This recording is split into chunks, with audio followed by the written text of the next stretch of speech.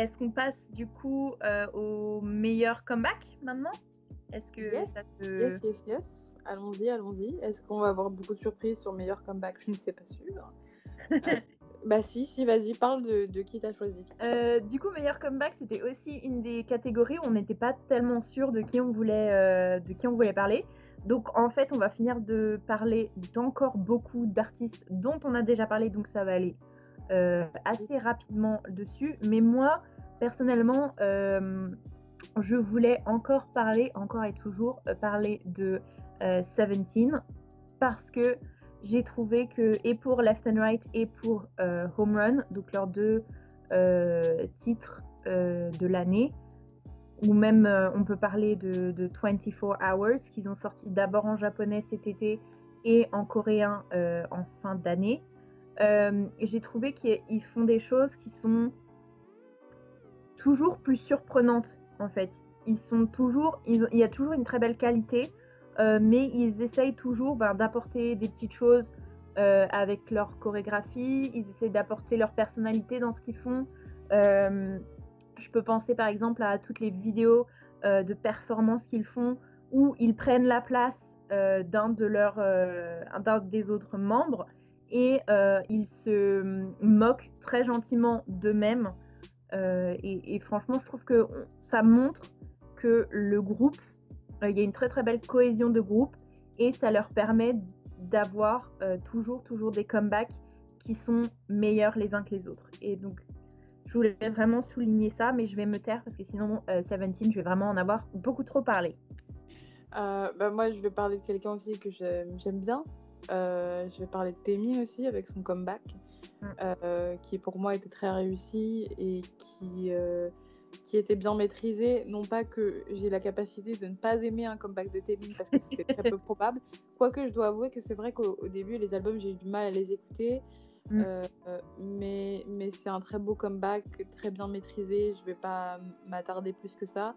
Heu, on pensait aussi, donc tu pensais à Stray Kids et moi à Twice parce que je trouvais Mm. que, je vais parler pour les 2 même si je connais moins Stray Kids, mais c'est vrai que les Non, 2 non, aussi vas-y. ont fait des comebacks assez réussis en termes de maturité, en termes de Mm. concept. C'était des tournants assez bien réussis. Heu, Développer ce qu'ils savent déjà faire pour venir le magnifier, je trouvais ça sympa. Mm. Donc voilà, c'est à la performance de groupe. Allez, c'est parti. Alors, donc, dans la performance de groupe, c'est que des noms qu'on a déjà cités, donc on va essayer d'aller un peu vite parce qu'on en a déjà beaucoup parlé. Mais on a décidé, si je me souviens bien, de donner la palme à E.T. Mmh. parce que au niveau de leur performance, au niveau donc des live stages qu'elles ont fait, bah, vraiment on les voyait prendre leurs aises, on les voyait devenir de plus en plus familières donc avec ces scènes-là et j'ai trouvé que c'était vraiment très intéressant à regarder. Elles avaient les mêmes chorés, par exemple, je peux penser à toutes les fois où elles sont venues présenter Wannabe. À chaque fois, c'était la même choré, mais il y avait toujours des petites choses qui changeaient. On a vu des chanteuses qui étaient prêtes à mettre leur personnalité sur le devant et pas juste suivre la choré qu'on leur donnait. Et donc j'ai trouvé ça vraiment tellement intéressant à regarder que c'est pour ça que moi en tout cas j'avais envie de leur décerner la palme parce que des groupes par exemple comme Seventeen ou comme Twice, on s'attend à ce qu'ils fassent des choses qui sont très très bonnes et ils l'ont fait. Mais ITZY sont encore assez jeunes et du coup ça reste bah, c'était une surprise très agréable. En tout cas, quand on regarde, par exemple, ce qu'elles ont fait en 2019 par rapport à ce qu'elles ont fait en 2020 au niveau des lives, je trouve qu'il y a une amélioration et une très belle évolution. Je suis d'accord avec toi parce que ITZY, c'est un groupe où, je sais pas, leur personnalité, on peut les voir sur scène, je sais pas comment expliquer. Comme tu Mm. dis, c'est un groupe qui a su changer un petit peu ses performances, au fur et à mesure du temps, même si la chorégraphie en soi ne change pas. Et donc, je trouve que c'est vraiment un groupe où les personnalités sont vraiment là Mm. et un groupe vraiment très appréciable sur scène surtout. Peut-être que les albums en tant que tels, je pense qu'il y a beaucoup de chansons, on peut les écouter, enfin on peut mieux les écouter si on regarde aussi les performances sur scène et c'est vraiment là, je trouve qu'elles sont vraiment, enfin elles gagnent à être appréciées parce que c'est vraiment là où elles font du très bon boulot. Non. Heu, contrairement à peut-être des groupes comme Twice qui, même s'ils font du très bon boulot sur scène aussi, Twice, mais c'est un groupe un peu plus, je sais pas, je vais pas dire mécanique, mais un peu plus classique. Tandis que ITZY, c'est un groupe qui maîtrise très bien ses chorégraphies, il n'y a pas de souci, mais qui met un peu plus de, je sais pas, de personnalité là-dedans, et ça fait plaisir à voir. Oui, effectivement, complètement d'accord avec toi. Donc je te propose qu'on continue un peu parce que comme je disais, on a beaucoup parlé des groupes dont on voulait parler pour les performances. Et donc on va parler du coup performance solo. Et pour le coup là, on n'avait même pas de nominé, on avait un nom en tête et c'était le seul dont on avait vraiment envie de parler au niveau des performances. Est-ce que j'ai besoin de dire qu'on parle de Taemin ou est-ce que les gens ont deviné ou pas? Parce que... Te connaissant, je pense qu'ils ont deviné. Parce que c'est un artiste que je finirai jamais de promouvoir. D'ailleurs, je te l'ai promu cette année et ça a marché. Ah oui, ça a marché, oui.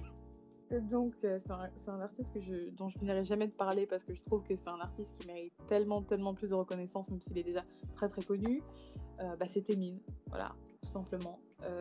Performance solo, je ne saurais même pas dire laquelle. Peut-être plus Criminal que Idea.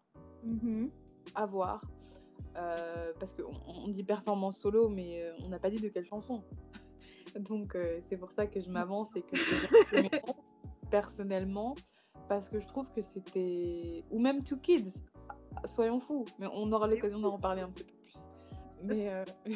Mais c'est vrai que c'est un artiste, je trouve qu'en termes de performance, c'est difficile de faire mieux que Taemin. Ou alors de faire des choses comme lui sait les faire, c'est-à-dire avec un style bien à lui. Après, il a l'avantage d'être un peu plus senior, par exemple, que d'autres artistes, parce que ça fait longtemps qu'il est sur scène, depuis qu'il a 14 ans, depuis 2008, littéralement. Et qu'il a su aussi s'installer comme un artiste solo avec une patte. Et je trouve que ses performances sont toujours de qualité, parce que c'est quelqu'un qui se repose jamais sur ses lauriers, qui se développe toujours, et je trouve ça bien, parce que au lieu de s'accrocher à un style qui lui correspond et qui répéterait parce que c'est ce qui marche, il s'essaie toujours à faire de nouvelles choses et je trouve ça bien. Je suis complètement d'accord avec toi et pour le coup, moi j'irais un petit peu plus sur Idea que sur Criminal, même si je préfère la choré de Criminal à celle de Idea.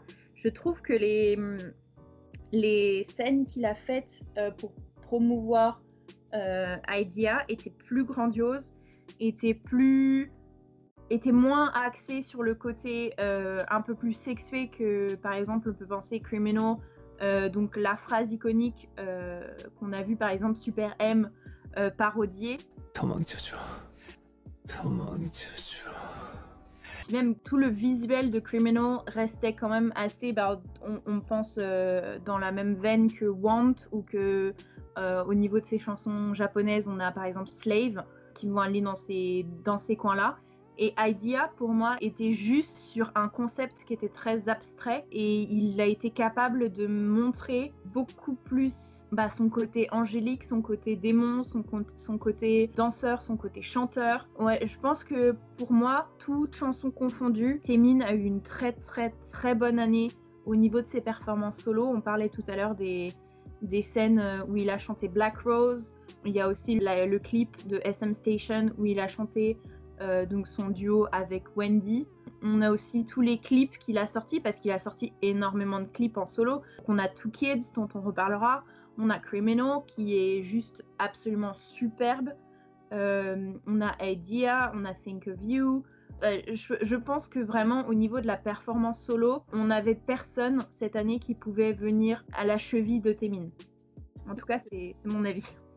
Je suis d'accord, je suis fière, je suis tellement fière parce que je suis fière de cette personne. Fière de moi ou fière de Taemin parce que...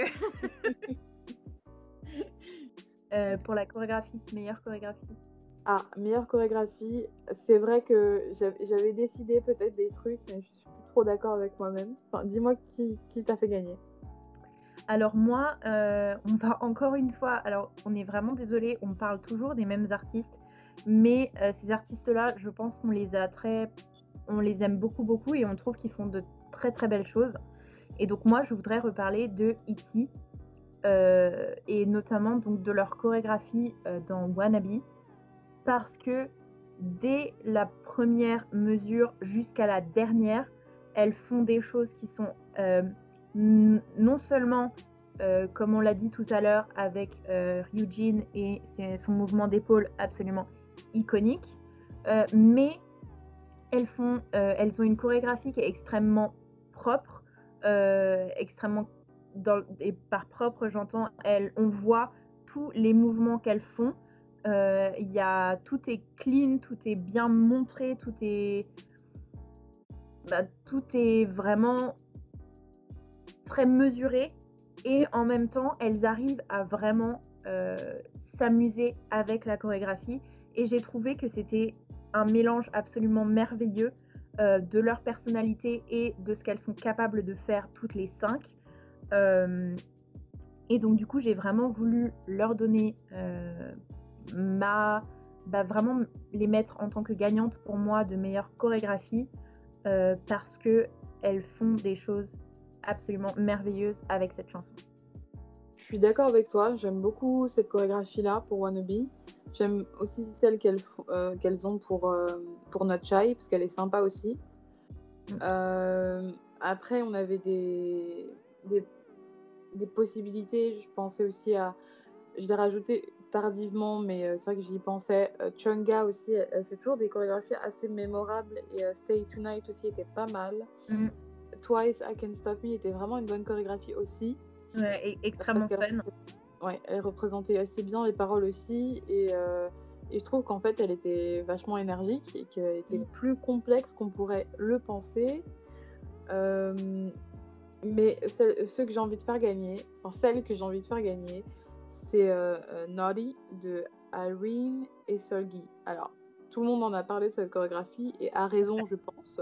Oui, effectivement. Parce que la maîtrise du touching, c'est quelque chose qui doit être tellement compliqué. Je crois qu'elles ont mis des mois à la maîtriser.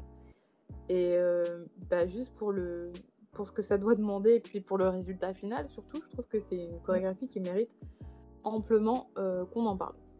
Oui, effectivement, je suis complètement d'accord. Je pense que Naughty, alors moi, je l'avais dans ma liste, je ne l'ai pas fait gagner parce que j'ai trouvé que justement, il y a des moments dans certains lives, elles étaient tellement, elles devaient tellement se rappeler de ce qu'elles faisaient avec leurs mains, leurs bras, leurs genoux, que du coup, des fois, c'était un peu déconnecté de l'audience, un peu déconnecté de ce qu'elles chantaient, mais comme ce que tu viens de dire, je veux vraiment, vraiment les applaudir sur le fait qu'elles ont appris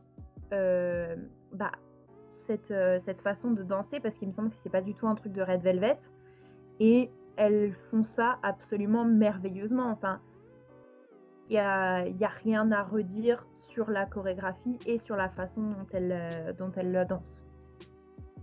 Clip de l'année, je sais plus ce qu'on s'était dit. Eh ben, on n'a pas de gagnant. Parce que les clips de K-pop, en soi, ils sont toujours très magnifiques. Enfin, je vois pas du clip qui m'a époustouflée. Alors, je vais peut-être parler d'un clip qui est celui de Aize. Avec Lyricist et Things Are Going Well. Parce que pour moi, c'est un clip qui, conceptuellement, est très intéressant. Parce qu'il revoit un peu en vue la carrière de Aize avec ses titres qui réapparaissent. La chanson est une super bonne introspection du métier aussi de parolier et je trouvais que c'était vraiment très intéressant. Je voulais en faire une vidéo analyse, mais elle n'est jamais sortie, évidemment. Et donc, je trouve que c'est un album conceptuel assez bien maîtrisé, bien réussi, intéressant. Donc, pour moi, c'était pas tellement en termes de visuel, mais pour ce que ça voulait dire, en fait, que j'ai beaucoup apprécié ce clip-là.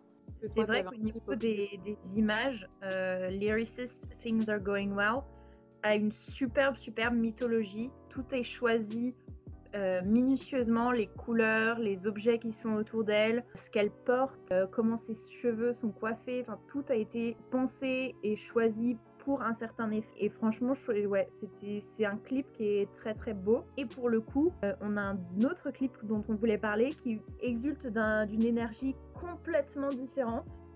Parce que ce clip, c'est une série d'accidents. Et ce clip, c'est le clip de Taemin, donc Two Kids, qui pour moi, reste un des clips les meilleurs de l'année. Pourquoi? Alors, pour la petite anecdote, Naomi et moi, on est de région parisienne.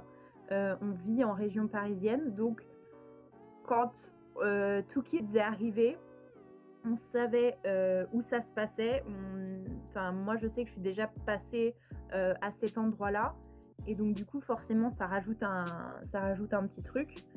Et je sais, la première fois que je l'ai vu, j'ai rigolé, rigolé et rigolé à cause des sigles publicitaires qui sont proposés tout au long du clip, notamment celui de la BNP Paribas, où Témine danse devant entre un Crédit Agricole et un BNP Paribas, si je me trompe pas, et cette image de Témine en train de danser entre ces deux banques me fait toujours autant hurler de rire et je pense que rien que pour ça, j'avais envie de le dire, il faut qu'il soit dans nos clips de l'année à cause de ça. C'est vraiment, on a eu 2 réactions opposées, je me souviendrai toujours. Apolline a ri, mais tellement ri, et moi, limite, j'étais au bord de l'émotion en mode mais tu sais pas quoi, il était là, etc. Et personne ne le connaît, et tatati et tatata. Et je me suis dit, mais il y a que lui pour faire ce genre de truc loufoque, mais tellement sérieusement, où t'es là, bon, BNP Paribas, Crédit Agricole, pourquoi pas, parce que c'était commencé en plus l'ère qu'il a commencé avec Two Kids, là où personne l'attendait musicalement. Personne l'attendait géographiquement non plus. Géographiquement non plus, on est bien d'accord. Géographiquement et musicalement, personne s'y attendait. Et force est de constater que c'est une réussite. Voilà. Il va rester dans les annales, comme on dit. Ouais. Voilà. Et moi, je voulais aussi reparler très rapidement, je vous promets, du clip de Seventeen, donc Left and Right. Pourquoi? Parce que vraiment, un peu comme celui de Heise, Left and Right a une histoire à lui. Il raconte quelque chose. On a des jeunes hommes qui sont pas forcément... Ils sont un peu perdus. Ils savent pas où il faut aller. Au niveau du visuel du clip, c'est très très bien montré. Ils sont dans des endroits très très populaires dans le sens où clairement ce sont des HLM abandonnés. On voit que dans certains endroits où ils sont, il n'y a pas vraiment d'argent pour faire vivre les communautés qui sont là. Et on voit qu'ils sont complètement paumés jusqu'à ce qu'ils décident eux-mêmes d'où ils veulent aller et ils y vont tous ensemble. Et ils décident d'aller non pas à gauche ou à droite comme le dit la chanson, mais en haut. Et ils envoient du coup leur leader dans une voiture fusée et voilà, il y a beaucoup beaucoup d'humour aussi dans ce clip et ouais, j'ai trouvé que c'était un très très beau clip et je voulais le mentionner. Quand je pense au clip de K-pop, je pense à des choses très sophistiquées, à des choses très léchées, à des choses très calibrées, on va dire. Et c'est vrai que la seconde génération des clips de K-pop, c'était pas du tout la même chose, c'était plutôt axé sur des histoires, on va dire, ou des choses comme ça. Et c'est vrai que je pense au clip de JYP When We Disco avec Sunmi, et je pense au clip qui vient de sortir, enfin qu'il a sorti juste le 31 décembre, donc ça compte encore, avec la chanson qu'il a sortie avec Rain, qui s'appelle Switch to Me, qui est très très drôle. Le clip est très très drôle, la chute est encore plus drôle. Et je vous conseille vraiment d'aller voir ces clips-là parce que non seulement les chansons sont de qualité, mais les clips sont très humoristiques, ils se prennent pas au sérieux. Ça change absolument de tout ce qu'on a l'habitude de voir. Donc voilà, je vous conseille d'aller les voir.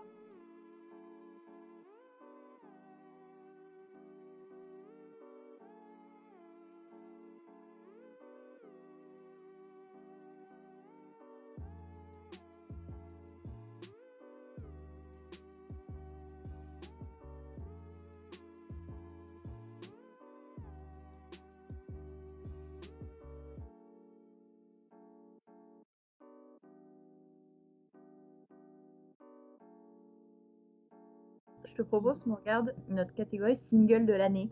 Yes. Donc on va retrouver des chansons dont on a déjà parlé, notamment Dynamite de BTS.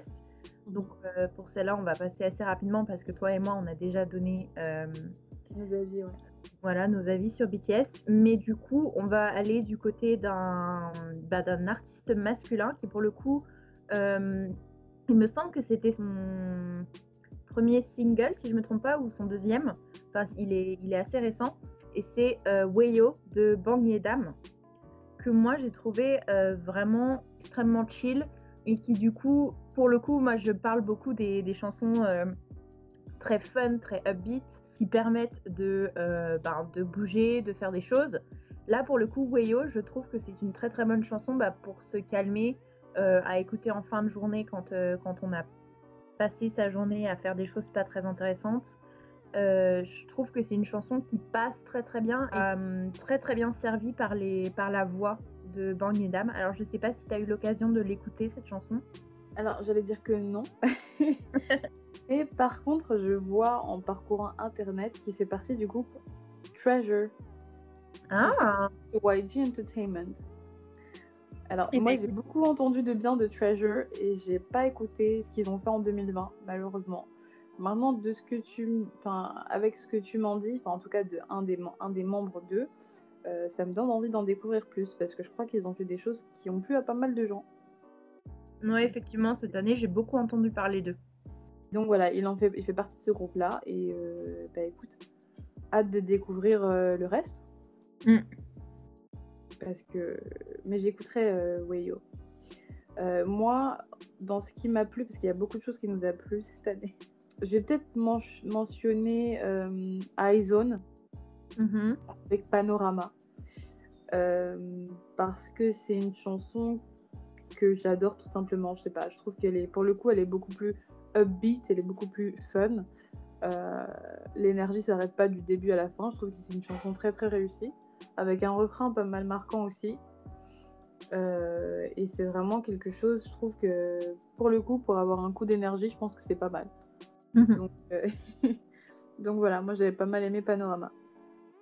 Ben, du coup, pour continuer sur quelque chose de beaucoup plus upbeat, beaucoup plus fun, une des chansons que j'ai le plus écoutées cette année, et quand j'ai appris qu'elle n'avait qu'un single et pas un album complet, j'ai été très très très déçue parce que j'aime beaucoup leur discographie. Et c'est donc CLC quand elles ont sorti Hélicoptère, enfin Helicopter, si on veut faire ça correctement. Moi, c'est une chanson que j'ai beaucoup aimée, que j'ai beaucoup écoutée. La chorégraphie était extrêmement fun, quelquefois bien trop facile pour ce que CLC sont capables de faire, notamment quand on pense à Yeon, qui est la rappeuse principale, ou qu'on pense à la danseuse principale dont le nom m'échappe. Je vois son compte TikTok et je vois ses vidéos sur YouTube, mais Sung, je sais plus son prénom, c'est un peu la honte. Mais bon, quand on voit ce qu'elles sont capables de faire, ou même quand on pense à Sungi au niveau de la voix, c'est vraiment vraiment triste de les voir si maltraitées par Cube et de voir que on leur donne pas ce qu'elles sont capables de faire, et on les laisse un peu malheureusement macérer dans des choses ouais, qui sont pas forcément faites pour elles. Donc je trouve ça vraiment vraiment dommage, surtout que on a appris il y a pas longtemps que une des membres quittait Cube, ce que je comprends parce que vu comment elles sont maltraitées, moi aussi j'aurais envie de partir, je pense. Donc est-ce que c'est la fin de CLC? Est-ce qu'elles vont pouvoir continuer? Je sais pas vraiment et je trouve ça vraiment dommage que Hélicoptère soit pour l'instant la dernière contribution qu'on a de ce groupe parce qu'elles ont fait des choses absolument merveilleuses avant. C'est vrai que pour le coup, Cube, il se concentre plus sur G-Idol en ce moment, qui vient d'ailleurs de sortir quelque chose hier, je crois. Et puis, c'est dommage, quoi, parce que CLC, c'est vrai qu'ils avaient quand même un bon capital notoriété. C'est quand même un groupe que beaucoup de gens apprécient, avec des chansons qui sont pas mal appréciées, du style, je sais pas, Hobgoblin ou Devil ou Black Dress, non, Black c'est pas ça? Dress ou No Elles Donc ouais, ont tellement, il y a donc quand même une discographie pas mal variée, quoi, donc ce serait dommage de s'arrêter en si bon chemin, quoi. C'est vrai que moi, j'avais pas apprécié Helicopter en tant que tel, mais c'est un bon groupe, quoi, donc ce serait dommage de s'arrêter comme ça, quoi. ouais, effectivement, et c'est aussi à souligner qu'elles font des albums en japonais, donc Ouais, donc elles ont quand même c'est aussi assez de popularité pour pouvoir s'exporter, quoi. Ensuite, on avait qui d'autre? On avait aussi Sunmi oui, avec Polo Pipa, je le prononce très très mal, ne faites pas attention. Et donc, je trouvais que c'était une chanson aussi vraiment pas mal. Elle est sortie, je crois, au quart de 2020, donc assez tôt. Et je trouvais que c'était une chanson assez sympa. Je trouvais que le clip était pas mal aussi. Je crois qu'il y a eu une popularité pas mal de cette chanson. Je ouais. trouvais que c'était pas mal et qu'elle était assez mémorable en termes de chorégraphie, etc. Je trouvais ça très sympa. Donc voilà, à souligner que Sunmi a eu une année un petit peu assez calme, je pense. Mmh. On peut dire ça, parce que c'est quand même Sunmi, c'est quand même une artiste solo féminine assez connue et très très populaire. Ouais. Surtout qu'elle sortait un peu d'une ère où tout ce qu'elle sortait était un petit peu un succès.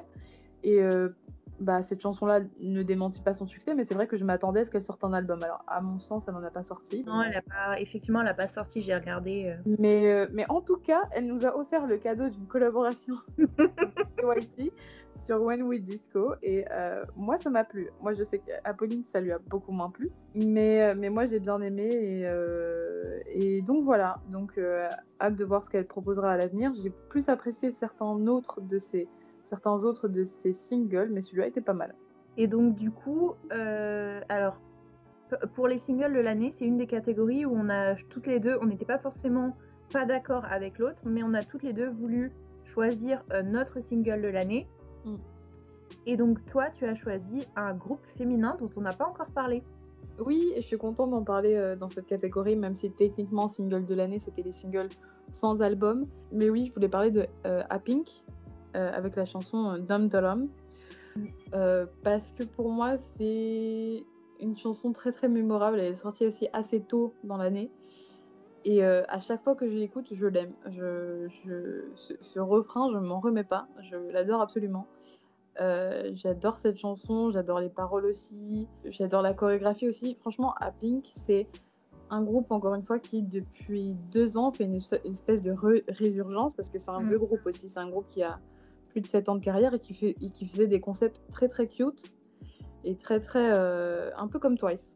Et qui a décidé assez relativement récemment de changer un peu ses habitudes et de moderniser son image. Et je trouve que c'est vraiment très réussi. Encore une fois, c'est une chanson qui est signée par mes producteurs fétiches, c'est-à-dire Black Eyed Peas Song.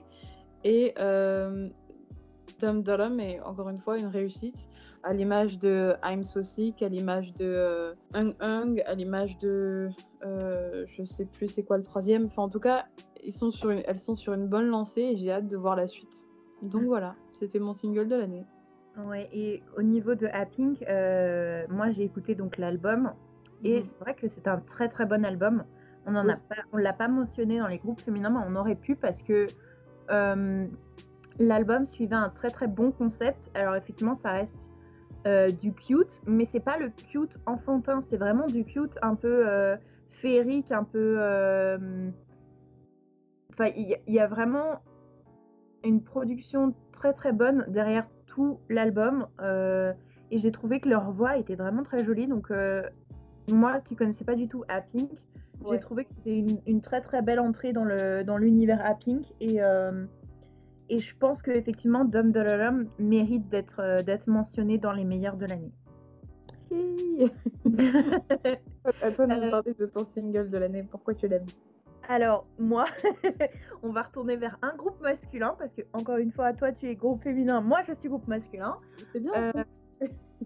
Et voilà, on se complète très bien. Et on va retourner du côté de JYP pour reparler de Stray Kids. J'ai beaucoup hésité entre God's Menu et Backdoor, mais autant God's Menu, je le trouve iconique sur beaucoup de choses. Je trouve que Backdoor, ça a été vraiment la première chanson que j'ai entendue de Stray Kids. Et elle a tellement, tellement bien marché pour moi que bah, je l'ai écouté tellement de fois que même ma colocataire qui n'est pas du tout K-pop, la connaît par cœur. Donc c'est pour dire à quel point Backdoor, elle a fait partie des choses que j'ai beaucoup, beaucoup écoutées cette année et je trouve que ce qui est absolument génial dans Backdoor, c'est que Stray Kids, ils ont compris qu'il y avait quelque chose qui fonctionnait avec eux. C'est que la noise music, eux, ils étaient dedans. La overproduction, ils sont absolument dedans. Les clips qui sont complètement fous et encore une fois trop overproduced, où il y a vraiment il y a beaucoup de coupures, il y a beaucoup de montage, ils sont à plusieurs endroits de l'écran en même temps. Enfin, c'est juste vraiment une explosion, Stray Kids. Et j'ai trouvé ça tellement intéressant et tellement entraînant, dans le sens pas forcément où il y a un très très bon rythme, mais ce que je veux dire, c'est que quand on entend cette chanson-là, en tout cas moi, c'est ce qui s'est passé pour moi, et ben on a envie de savoir qui sont les Stray Kids et on a envie de devenir des stays en fait, on a envie de les suivre dans ce qu'ils vont faire. Donc franchement, je trouve que Backdoor, en plus, c'est une très belle métaphore parce que là, pour le coup, ils ouvrent la porte et nous, on a juste envie de les suivre. Donc voilà, pour moi, c'était mon single de l'année, rien que parce que je l'ai écouté et réécouté et réécouté et réécouté. Ouais, moi, j'ai traduit Backdoor sur ma chaîne et c'est vrai que la métaphore à peine voilée, c'était un petit peu drôle. Après, j'ai plus préféré X. Je crois que la chanson s'appelle comme ça. Oui, effectivement, oui.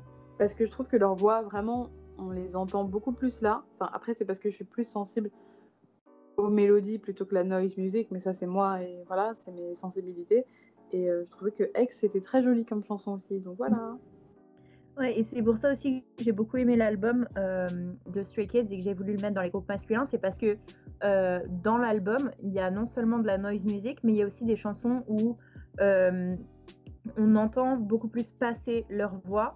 Et il y a aussi des chansons où ils sont, par exemple, on pense à My Universe, où ils ne sont que 3 à la chanter.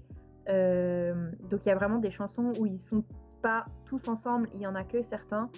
Et ils poussent vraiment du coup le bouchon là-dessus et je trouve ça vraiment très intéressant. Bon, sans transition, je te propose de partir sur chanson de l'année. Allez. Alors du coup, juste avant, est-ce qu'on peut expliquer pourquoi on a single de l'année et chanson de l'année? C'est ce que je disais tout à l'heure, single de l'année, on les a décidés comme des singles sans album. C'est pas soutenu par un album, même si ma chanson de l'année fait partie d'un album. Donc et la mienne aussi. On a triché. Alors que chanson de l'année, c'est vraiment des chansons qui sont intégrées dans des albums. Voilà. Et qui n'ont pas forcément été sorties en tant que chanson-titre en fait. Moi personnellement, je voulais vraiment parler d'un groupe qu'on n'a pas encore parlé du tout. C'est ACE et de leur chanson Gobelin pour le coup. Et je suis en train de me dire, en fait, je crois que c'est un single, donc heureusement qu'on ne l'a pas fait gagner parce que en fait, il est dans la mauvaise catégorie. Oups. Mais du coup, Gobelin, qui est aussi connu sous le nom de Favorite Boys, je crois, j'ai trouvé ça vraiment, vraiment super fun, super intéressant et c'était une très belle entrée dans le groupe ACE, qui est pour le coup pas trop connu, qui est assez jeune aussi, je crois, si je me trompe pas. Donc ouais, une chanson super entraînante, le refrain reste dans la tête, on a juste envie de chanter, de danser et franchement, ouais, une très très bonne entrée dans l'univers du groupe. J'aurais envie de parler, enfin c'est pas la chanson que j'ai fait gagner, j'ai envie de parler de la chanson de Wonho, s'appelle d'ailleurs Losing You, qui est une très très belle chanson. Moi pour le coup je connaissais pas Wonho du tout, enfin je le connaissais parce qu'évidemment il faisait partie de Monsta X, mais je le connaissais pas plus que ça. Et entre Losing You et Open Mind, je trouve que c'est vraiment deux chansons qui vont de pair et qui sont très très bonnes. Et qui sont une bonne entrée en matière dans son univers à lui, parce que lui aussi il est en train de se faire en tant qu'artiste là maintenant, et donc je trouve ça vraiment bien ce qu'il a sorti, parce que c'est aux influences pop, il danse, c'est des chansons qui sont très joyeuses, et enfin pour Losing You je suis pas sûre. Non, Losing You du tout, c'est une balade pour le coup. Non, je trouve que Open Mind c'est voilà quelque chose de très dansant, alors que Losing You c'est tout l'inverse. Mmh. et je trouvais que les 2 genres, ou les 2 facettes étaient très bien maîtrisées, ce qui permettait de bien l'introduire en tant qu'artiste, solo quoi, à Mmh. surveiller à l'avenir donc voilà. Donc du coup, pour les autres, candidats qu'on a, on n'a plus que des groupes, et dont on a déjà parlé, donc je vais aller assez rapidement. Moi, j'avais choisi la chanson No Lie de Everglow et la chanson Shooting Star de New West, Mmh. dont on a déjà parlé, donc je vais encore une fois vraiment pas m'attarder dessus. Mais ce sont des chansons qui sont vraiment, je pense, assez représentatives de ce que sont capables de faire les 2 groupes, mais assez différentes pour dire, eh ben, ils ont essayé quelque chose d'un peu différent et on peut voir, eh ben, ce qu'ils sont capables de faire en fait. Et c'est pour ça que je voulais vraiment les mettre comme, au moins dans la catégorie des chansons de l'année, même si on a été plutôt du côté d'un autre groupe qu'on a beaucoup aimé cette année. Donc voilà, à souligner vraiment l'entrée de New West et de Everglow avec ces 2 chansons. Bon, bah, sans plus de surprise, je vais parler de du groupe qu'on a fait gagner, Mmh. groupe féminin, Twice, avec la chanson, Up No More. Alors, encore une fois, c'est pas la chanson qui a été choisie pour le single, mais ça aurait pu l'être. D'ailleurs, Mmh. la chanson a été promue en même temps que le single, avec des lives et je trouve que c'est vraiment une chanson qui je crois que c'est ma préférée dans l'album, sans mentir. Parce que les paroles me touchent beaucoup aussi, parce que ça parle d'insomnie et elles ont été écrites par une membre, c'est Gio qui l'a écrite cette chanson et je trouvais qu'au niveau de la musicalité aussi, c'était quelque chose de très entraînant. La chorégraphie est très sympa aussi. J'ai encore une fois, c'est les paroles qui m'ont beaucoup touchée, la musicalité qui va très bien avec. C'est ma chanson préférée de Eyes Wide Open, et c'est vraiment une chanson qui m'a jamais quittée. Je l'ai écoutée une fois et ça m'a suffi pour en tomber amoureuse, donc voilà. Mmh. Je te rejoins là-dessus effectivement, je suis un peu plus fan de la chorégraphie de, I Can't Stop Me, Ouais. mais je trouve que Up No More, au niveau rien que des voix, de leurs voix, je pense qu'elles sont beaucoup plus mises en avant dans Up No More et ça fait vraiment plaisir à entendre parce que comme on disait tout à l'heure, on pense à Twice pour beaucoup de choses, mais pas au niveau de leur voix et dans cette chanson-là, elles ont pu montrer, qu'elles sont aussi des chanteuses et j'ai trouvé ça vraiment chouette. Bah ouais, donc je trouvais que c'était cool parce que non seulement elles montraient leur qualité en tant que vocaliste, en tant aussi que compositrice et je trouvais que c'était bien parce que pour ceux qui connaissaient pas Twice, bah, ça leur permettait de les connaître, sous un nouvel angle, peut-être un Mmh. angle, voilà, nouveau que l'angle qu'ils ont l'habitude ou qu'ils pensent connaître, donc je trouvais ça bien. Pour artistes féminines, il y avait quand même pas mal de choix cette année. Je pense à Wassa, Jessie, Aize et puis il y avait Yukika aussi. Artiste qui est quand même beaucoup moins connue, que toutes celles que j'ai mentionnées et pourtant c'est sur elle que mon choix s'est porté, tout simplement parce que son album qui est sorti cette année est très réussi selon moi et permet, de bien la connaître parce que c'est une artiste japonaise, voilà, qui a fait ses débuts en Corée, je crois l'année dernière si je ne m'abuse et elle fait de la city pop, mais en Corée et je trouve ça vachement cool parce que j'adore la city pop et puis, je trouve que son album est, assez varié et assez sympa, pour qu'on puisse justement, l'écouter sans trop de problèmes. Je pense à la chanson qui s'appelle Peter Pet qui est, trop chou parce que c'est une déclaration d'amour à son chien. Je sais, c'est n'a rien à voir, mais je trouve ça trop cool. Et voilà. Et toi, je sais que tu avais pas forcément de choix assumé. Ouais, effectivement, j'ai bien aimé, pour le coup, j'ai écouté les 4, Ouais. donc l'album des 4 artistes que tu viens de mentionner et effectivement, il y en a pas une qui m'a plus plu par rapport à l'autre. Il y avait des choses que j'ai beaucoup aimées chez toutes, par exemple, chez Heise, on peut mentionner donc, Lyricist, ou Things Are Going Well, dont elle a sorti donc le clip, qui étaient 2 chansons très, très bonnes, j'ai trouvé. Chez Yukika, moi, j'ai beaucoup aimé. Alors la chanson de titre, c'était, Soul Lady. Ouais, effectivement, ça, c'était sa chanson titre. Moi, je sais que c'était pas ma OK, préférée OK, et ouais. effectivement je vais pas la retrouver donc je vais passer à le temps que je la retrouve, je vais passer à Wassa. Moi, j'ai beaucoup aimé Maria, je sais que toi, tu étais un petit peu moins fan. J'ai beaucoup aimé aussi la chanson qui s'appelle LMM, qui pour le coup va être beaucoup plus c'est une ballade, donc ça va être beaucoup plus soft et au niveau de Jessie, moi, ce que j'ai beaucoup aimé dans l'album de Jessie, c'est que donc on a Nounou Nana qui est vraiment, extrêmement connue, Mmh. mais à côté de ça, on voit que, elle a été capable de faire des chansons comme Numb, Mmh. heu et que c'est une très bonne chanteuse. Donc je tenais à souligner comme tu me l'avais déjà dit plusieurs fois que, Jessie n'est pas juste une rappeuse, c'est aussi une très bonne chanteuse et je pense que dans son album, elle a eu la chance de faire les 2 et donc de faire les 2 ouais, et du coup, c'était Bah, intéressant pour ça. bah, ça, c'est vrai que pour le coup, pour Jessie, le cas de Jessie, c'est qu'elle est déjà à sa 15e année, je crois, d'activité en tant que telle. Et elle vient juste de connaître vraiment le gros succès, enfin le succès populaire avec Nounou Nana, du coup. Et depuis qu'elle a justement switché d'agence et qu'elle est chez Sign Nation. Et je trouve ça intéressant parce que qu'elle gagne un peu cette popularité avec Nounou Nana, ça paraît logique quand tu connais Jessie.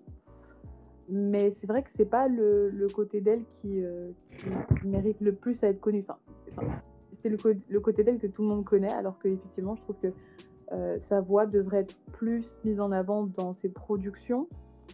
Heu, alors quand tu écoutes des albums, effectivement, tu as l'occasion de le découvrir, tu vois ce que je veux dire? Mais c'est pas forcément ce qui est le plus mis en avant et c'est dommage parce qu'elle a vraiment une voix qui sied à beaucoup de genres, je pense. Enfin, elle est capable aussi de proposer beaucoup de choses, sauf que, bah, ce qui marche, c'est quand effectivement elle est rappeuse parce que, bah, il y a beaucoup de gens qui l'aiment en tant que rappeuse, mais c'est vrai que moi je la préfère en tant que chanteuse. Mais c'est pas pour déprécier, son effort en 2000 enfin, ses efforts en 2020 qui étaient, très réussis. Moi j'adore Nounou Nana et puis, je boude pas mon plaisir quand je l'écoute, mais c'est vrai qu'en tant que chanteuse, j'aimerais plus, l'avoir plus reconnue pour ça, quoi. Ouais, effectivement et du coup, pour Yukika, moi, la chanson que j'avais beaucoup aimée, c'est Cherry Jubilee ou Cherry Cherry est très jolie, Jubilee, ouais. Mmh. qui était une très, très jolie chanson, ouais.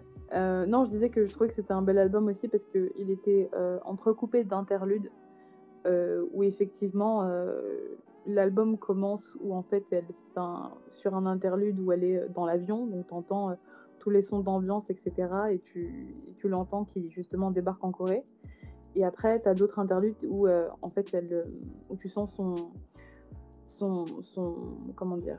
Son Sa manque solitude. de pays, où elle a envie de retourner, donc elle retourne à l'aéroport, mais en fait, enfin, elle prend pas d'avion parce qu'elle a envie de rester aussi en Corée. Je trouve ça intéressant d'entrecouper les chansons qui sont plutôt, bah, très agréables à écouter avec des espèces d'interludes qui racontent une histoire, de son Mmh. arrivée en Corée, à ses doutes dans le pays, en tant qu'artiste aussi légitime. Enfin, tu vois, ce genre de choses, j'ai bien Ouais. aimé, l'histoire que ça racontait aussi. C'est pour ça aussi que j'apprécie pas mal Yukika, qui a un album que j'ai pas mal aimé, ouais.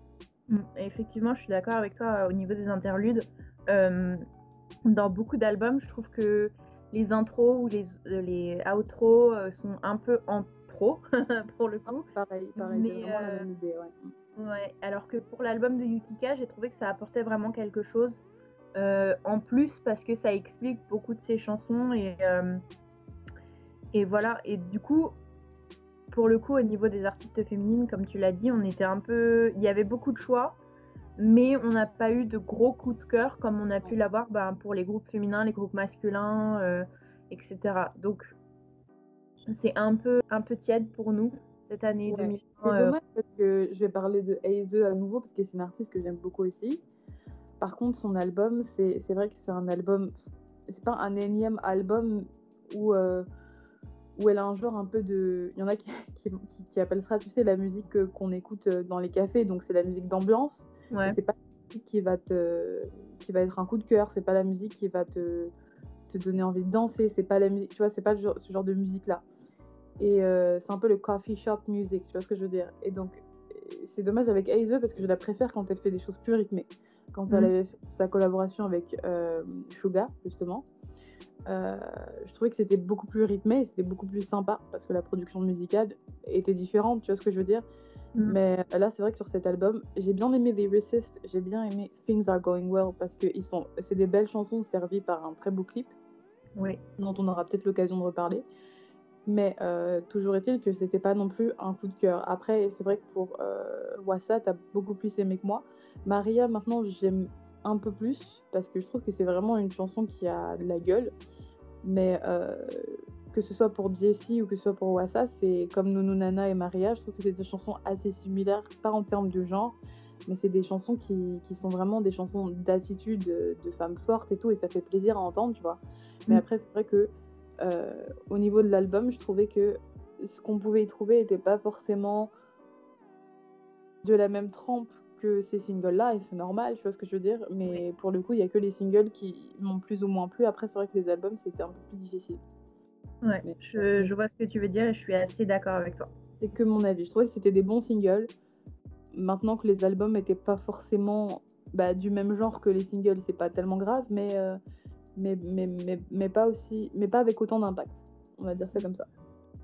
Mais sans transition, on va passer à l'artiste masculin parce que c'est un peu, ça va de pair. Artiste masculin, il avait un peu plus de compétition quand même. C'est vrai, parce qu'on avait considéré Bacon, parce Oui, que toi, tu as beaucoup apprécié ce qu'il a sorti cette année. effectivement. Moi, un peu moins, mais c'est un artiste qui mérite aussi de se retrouver mentionné quand on parle d'artiste masculin solo, parce qu'il fait du bon boulot, Bacon. Il a la voix pour, il a la présence pour, il peut faire beaucoup de choses avec sa voix.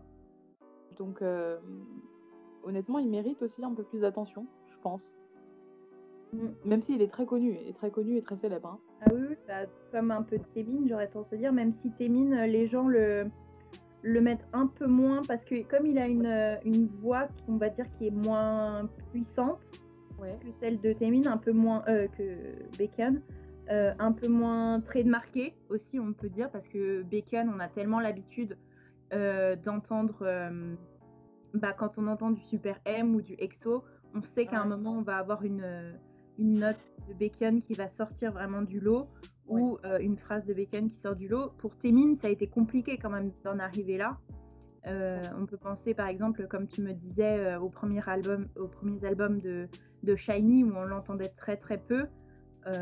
Et Témine a vraiment dû se battre pour pouvoir être bah, non seulement un danseur mais aussi un chanteur. Et quand on sait, comme je l'ai appris, que le pauvre devait s'entraîner tout seul avec Jinky, donc avec Onyu de SHINee, parce que SM ne voulait pas lui donner l'opportunité de devenir un chanteur en plus d'un danseur.